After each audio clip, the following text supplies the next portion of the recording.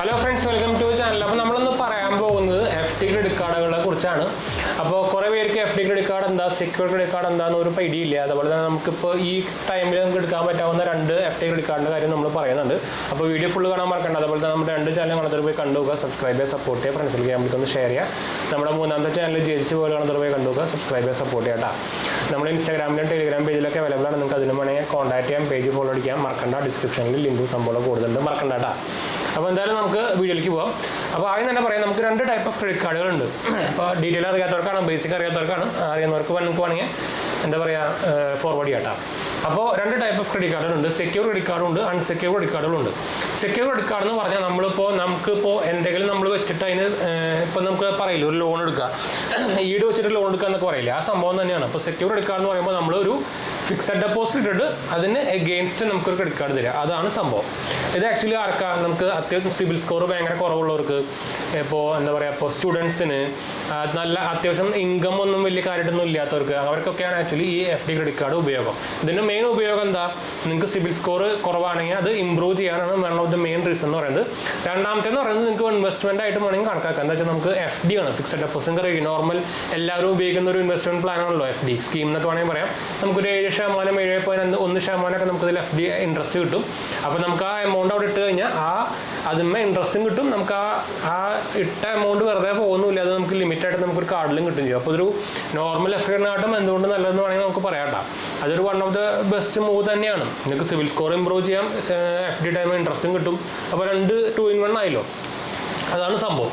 അപ്പോൾ ഇതെങ്ങനെയാണ് സംഭവം എന്ന് വെച്ചാൽ ഇതിന് കുറച്ച് ടേംസ് ആൻഡ് കണ്ടീഷൻസ് അല്ലെങ്കിൽ പോയിന്റ്സ് നോക്കാണ്ട് നിങ്ങളൊരു FD ക്രെഡിറ്റ് കാർഡ് എടുക്കാൻ നോക്കുമ്പോൾ എന്തൊക്കെയാണ് നിങ്ങൾ ഇടുമ്പോൾ തന്നെ അത് നിങ്ങൾക്ക് അറിയായിരിക്കും. ഒരു FD-യുടെ മെച്യൂരിറ്റി എന്ന് പറയുന്നത് മിനിമം 1 year ആണ്. അപ്പോൾ നിങ്ങൾ ഇതുപോലെ തന്നെ FD ക്രെഡിറ്റ് കാർഡ് എടുക്കുമ്പോൾ നമ്മൾ FD ഇടുമ്പോൾ അത് നിങ്ങൾ മിനിമം അറ്റ്ലീസ്റ്റ് ഒരു 6 മാസത്തിൻ്റെ അബോ അല്ലെങ്കിൽ ഒരു 7 മാസത്തിൻ്റെ അബോ ഞാൻ റെക്കമെൻഡ് ചെയ്യുന്നത് 1 year തന്നെയാണ്. അപ്പോൾ 1 year കഴിഞ്ഞാൽ നമുക്കത് ഓട്ടോമാറ്റിക്കലി റിന്യൂ ചെയ്യാം, അല്ലെങ്കിൽ അത് ക്ലോസ് ചെയ്യാം. നമുക്ക് ആ ഇട്ട എമൗണ്ട് കൂടെ ഇൻട്രസ്റ്റ് അടക്കം നമുക്ക് കിട്ടും. ഇപ്പോൾ കുറേ പേരുണ്ട് ഇത് FD ക്രെഡിറ്റ് കാർഡ് അപ്ലൈ ചെയ്യും, ഇടും, 1 മാസം കഴിയുമ്പോൾ അത് ക്യാൻസൽ ചെയ്യുമെന്ന് പറയും. പക്ഷേ അങ്ങനെ ക്യാൻസൽ ചെയ്യുമ്പോൾ അവർ കാർഡിൻ്റെ ചാർജും ഫൈനും ഒക്കെ പിടിച്ചിട്ട് ബാക്കിയുള്ള കാശ് തരുള്ളൂ. അപ്പോൾ ഈ പോയിന്റ്സുകൾ നോക്കണം. മിനിമം 6 മാസം അല്ലെങ്കിൽ 7 മാസം അബോ ആയി കഴിഞ്ഞാൽ മിക്കതും അവർ അങ്ങനെ ഫൈൻ പിടിക്കാറില്ല. പക്ഷേ ശരിക്കും FD-യുടെ മെച്യൂരിറ്റി എന്ന് പറയുന്നത് 1 year ആണ് കേട്ടോ. അപ്പോൾ നമുക്ക് 1 year കഴിയുമ്പോൾ നിങ്ങൾക്ക് ഒന്നെങ്കിൽ അത് റിന്യൂ ചെയ്യാം, അല്ലെങ്കിൽ നമുക്ക് ക്ലോസ് ചെയ്തിട്ട് FD എമൗണ്ട് പ്ലസ് ഇൻട്രസ്റ്റ് തിരിച്ചു കിട്ടും, കാർഡ് ക്യാൻസൽ ആയി പോകും. അപ്പോൾ ഈ FD കാർഡിന് ഗുണമെന്ന് വെച്ചാൽ നമ്മുടെ FD-യുടെ എമൗണ്ട് FD ക്ലോസ് ചെയ്ത് കഴിഞ്ഞാൽ കാർഡ് ക്ലോസ് ആവും, അതാണ് സംഭവം കേട്ടോ. അപ്പോൾ അത് മറക്കണ്ട.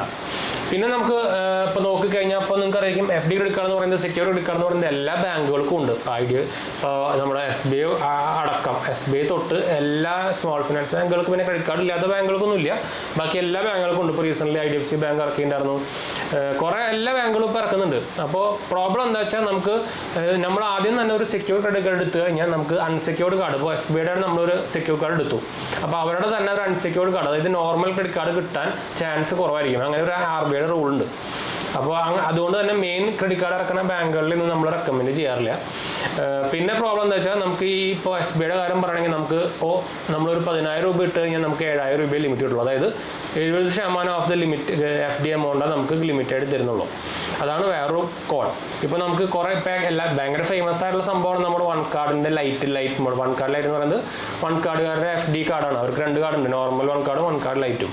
അപ്പോൾ അവരുടെ ഫേമസ് ആയിട്ടുള്ള സംഭവമാണ് വൺ കാർഡ് ലൈറ്റ്. അപ്പോൾ അവർ ഇങ്ങനെ 90% ആണ് ലിമിറ്റ് തരുന്നത്, അല്ലെങ്കിൽ 100% തരുന്നുണ്ടായിരുന്നു, ഇപ്പോൾ 90% ആക്കിയിട്ടുണ്ട്. പക്ഷേ ഇപ്പോൾ വൺ കാർഡ് ആകെ സ്റ്റോപ്പും സംഭവമൊക്കെ ചെയ്തൊക്കെയാണ്, ടെമ്പറലി സ്റ്റോപ്പും സംഭവമൊക്കെയാണ്. നമുക്ക് മെക്സിൻ്റെ എന്തോ മെസ്സേജ് വന്നിട്ടുണ്ട്. അപ്പോൾ നമ്മളിപ്പോൾ ആക്ച്വലി അതും SBM ബാങ്ക് തന്നെ പ്രൊവൈഡ് ചെയ്യുന്നതാണ്. ഇപ്പോൾ നമ്മൾ റെക്കമെൻഡ് ചെയ്യുന്ന 2 കാർഡുകൾ എന്ന് പറയുന്നത് നമ്മുടെ SBM ബാങ്കുകാരെ തന്നെ ക്രെഡിലിയോ കാർഡും അതുപോലെ തന്നെ മാഗ്നറ്റ് FD കാർഡുമാണ്. ഈ 2 കാർഡിനൊരു പ്രോബ്ലം എന്താ വെച്ചാൽ, മെയിൻ കോൺ എന്ന് പറഞ്ഞാൽ നമുക്കിതിന് നമുക്ക് ക്രെഡിലിയോ കാർഡിന് പിന്നെയും ആപ്പ് ഉണ്ട്. മാഗ്നറ്റ് കാർഡിന് നമുക്ക് ആപ്പ് സെറ്റപ്പിൽ കൂടെയാണ് അവർ ആക്ച്വലി മാനേജും സംഭവമൊക്കെ ചെയ്യുന്നത്. പണ്ട് ഒരു ആപ്പ് ഉണ്ടെന്നോ, പിന്നെ അവരത് നിർത്തി, പിന്നെ എല്ലാം സെറ്റപ്പിൽ കൂടെ തന്നെയായി.